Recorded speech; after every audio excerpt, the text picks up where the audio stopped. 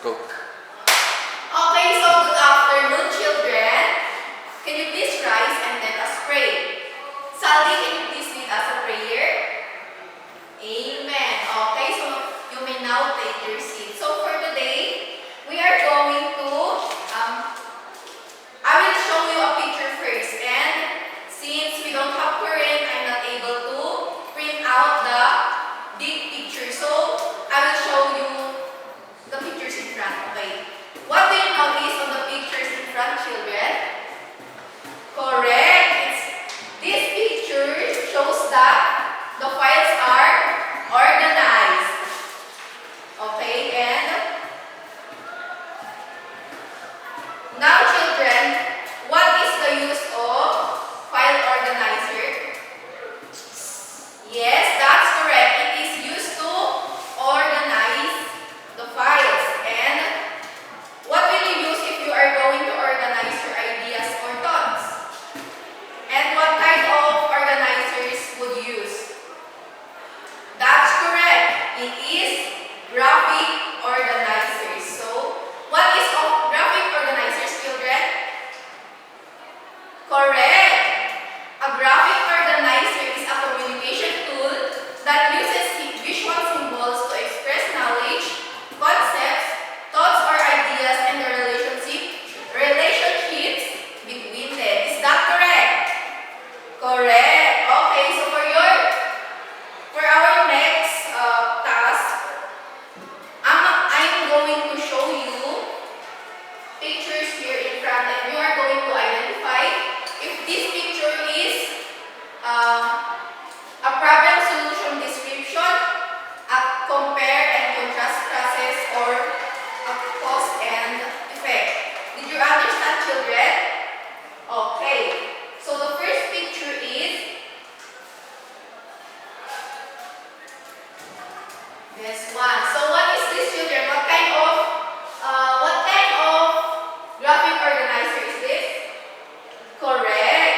It is compare and contrast. Okay, the next one is, what do you think is the next picture, children? Okay. The next one is this.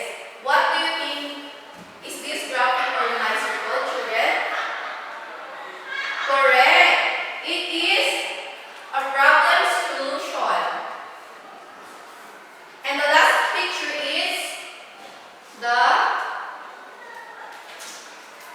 last picture is this one. Can you see it at the back, children?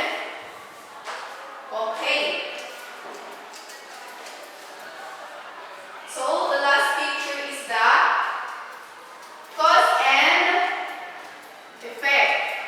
Okay. So our lesson for today is all about using graphic organizers. So these pictures in front are just few of the graphic organizers that we are going to talk about. Okay, are you ready? Okay, let us continue. Okay, so for now, we have the types of graphic organizers. So the first one is the concept map. A concept map is a general organizer that shows a central idea with its corresponding characteristics. This can take many different shapes and can be used to show any type of relationships that can be labeled. So based on the explanation in front, it says that it shows a central idea and it contains different shapes. So, what shapes do you know? What shapes ang alam niyo mga bata? Correct, a heart shape. And this is an example of the concept map.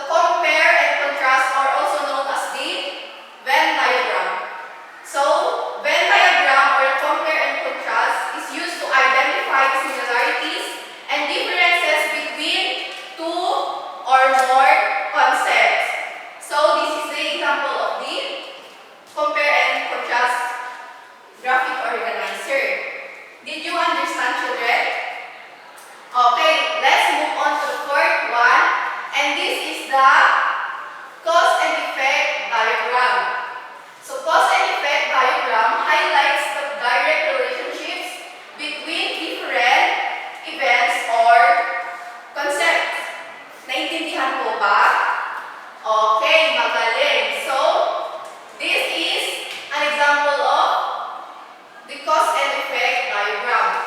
So, let us continue to the last type of graphic organizer.